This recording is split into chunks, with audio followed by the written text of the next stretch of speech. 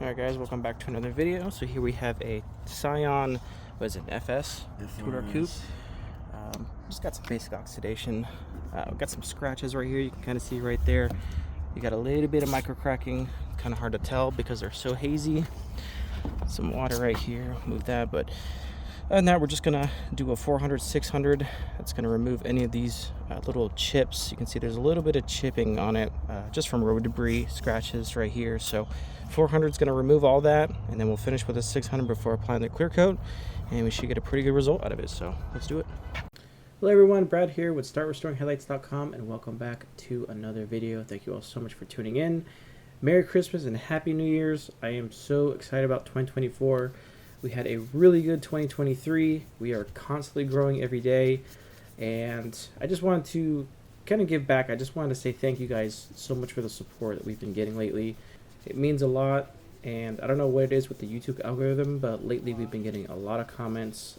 I've been getting a lot of emails, people asking questions about the business, and I just want to answer a few of those questions because I'm noticing I'm getting a lot of the same questions. So I want to talk to you guys about an issue that I ran into maybe about a month and a half ago, where I ended up pulling or removing paint from a customer's bumper, and how I addressed it and how it actually ended up turning into a really good situation that ended up giving us a lot more business. So I was working on a 2005 Lexus, I think it was a Lexus ES300, and the customer had been traveling a lot for work, and they drive about maybe 45 minutes there and back, and they were getting a lot of chips and everything on the front bumper. And long story short, the bumper was pretty beat, and again, with it being an older vehicle, the paint is already very weak. So as you guys know, I use blue tape, and a lot of people kind of give me some slack on that. They say, hey, you shouldn't be using that tape, it's bad for the bumper, it's bad for the paint, it's going to pull it up. I can say that this job that I did, that I was just mentioning, is actually the very first time I've ever pulled up paint from a bumper using this tape. And the reason being is because whenever I remove the tape, I'm very gentle with it.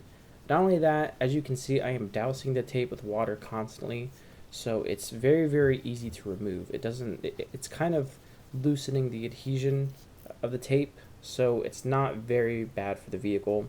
If you are first getting into the business, I do strongly recommend you use automotive tape until you can kind of get a hold of things.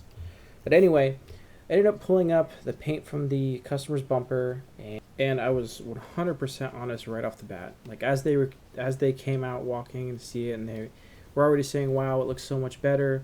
I was like, hey, just so you're aware, I had a small accident over here, and I walked him over to the car and kind of showed him. I pulled off maybe about 2 or 3 inches of paint from the bumper, and I did explain to him. I said, hey, I apologize. You know, it's an older vehicle, so this does sometimes happen. And it wasn't just that spot. There was already paint coming up on the edges, because as I said in the past, whenever you're putting tape or anything, or anytime there's paint around a crease, that spot typically ends up being a little bit weaker. So on the rim, where the headlight and the bumper met, you can see it start to pull up, and it was even pulling up pretty bad on the other side, on the passenger side of the vehicle. So I ended up explaining the situation to him. I apologized. I said, hey, I want to make sure this gets taken care of, so whenever you can, find a reputable shop and get an estimate, and I'm willing to work with you on this. So maybe about 2.5 weeks go by, and he ends up shooting me a text to say, hey, I found a shop that will do it. They're looking to do, it's going to cost about $550, and I told him to go ahead and shoot me the estimate. So he emailed me the estimate, and I was looking it over, and the quote was for painting the whole entire bumper. And I shot him a text and said, hey, I noticed the quote was for the whole entire bumper.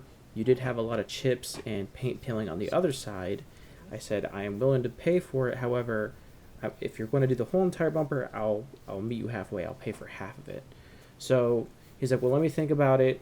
I don't think he really wanted to spend that much money into it because it was an older vehicle.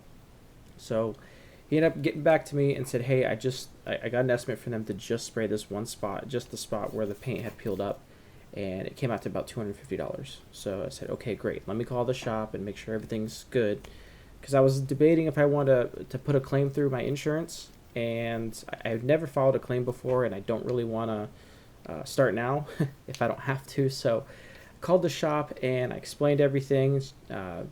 lady was very, very nice. She said, yeah, I spoke with him and everything. We gave him the estimate, and I said, hey, well, I do headlight restoration, and I was curious if maybe we can work together. If you want to discount it, and I can start doing restorations at your shop, or what it might be. And she's like, yeah, let me talk to my husband. So maybe about, I think it was like 2 days after that, she called me and she said, hey, we actually have a Porsche that we just bought that needs the headlights restored.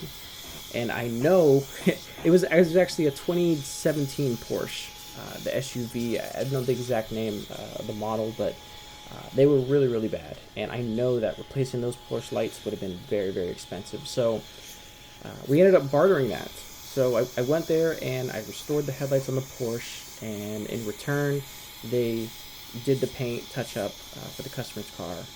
So it was no cost to me. And it worked out perfect, because not even a week later, I ended up getting a call, and they said, hey, I have a customer here that wants their headlights restored.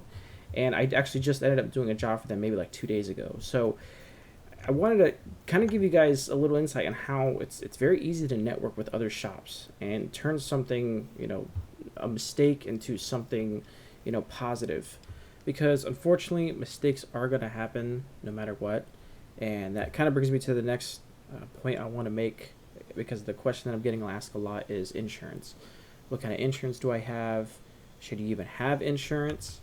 I can say firsthand, anytime you are doing any work on somebody else's property or anything like that, always have insurance, even if you've never filed a claim. Because one, if you're eventually going to hire an employee or something, it's always good to have that just in case, because nobody's going to do your business like you are going to do your business, or no one's going to treat your business as if it's their own like you would. So it's very important if you have employees. Just like my situation, if I didn't end up turning that into a positive and had to pay for it, I could have filed a claim. Like, worst case scenario, let's say if it was like that Porsche, let's say I pulled up paint on a Porsche, that's not going to be cheap to fix. At that point, I definitely want to make sure that I have insurance. So it's always good to be prepared for the worst case scenario, and it's definitely not a bad idea to have insurance. Another question I get asked a lot is, am I an LLC? Yes, I am definitely 100% an LLC, which I do recommend. Just like with insurance, you want to make sure that you protect yourself, protect your personal assets. That way, if you do end up, God forbid if it ever happens, if you do end up getting sued, then you are protected.